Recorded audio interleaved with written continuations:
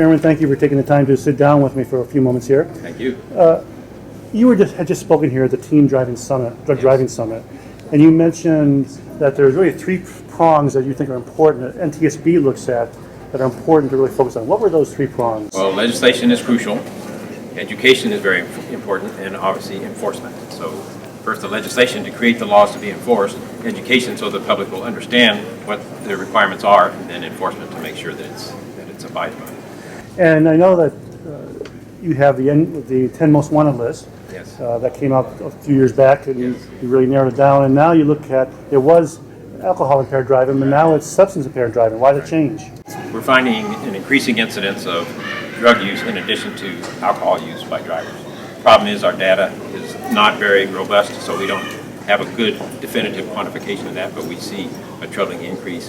But for example, when there's alcohol impairment, drug tests are not usually administered, so we Sure. don't really even know the magnitude of the problem. We see from various indicators that it is bad and getting worse, and we know that the popular perception is that, gee, I can drive more safely with a little marijuana than I can without it. So that's a public perception that we're struggling. Is that true, that they can drive safer? No, that is not true. Okay, we know it affects the brain, affects the mind, Correct. and there's still a risk on the road. Correct.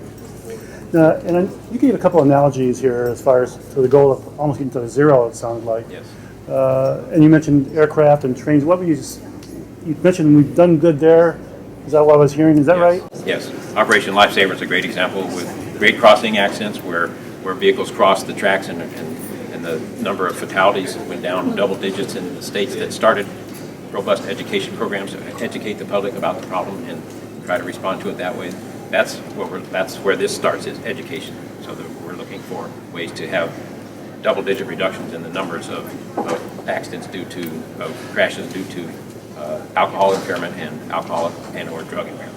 So it worked in other areas of transportation, and you're expecting it, Correct. and everything indicates it'll work in this one too. And I would also submit that those are models to how we can learn from what went right in those programs, what went wrong in those programs, to try to do it more effectively in this context. Well, and I know your tight schedules, you're real tight. What do we need to do in general now as far as, those that are listening to this, what should they be thinking about? What should they do in this area? The first thing is to get rid of that perception that I can do this safer with marijuana than without. That's the huge challenge.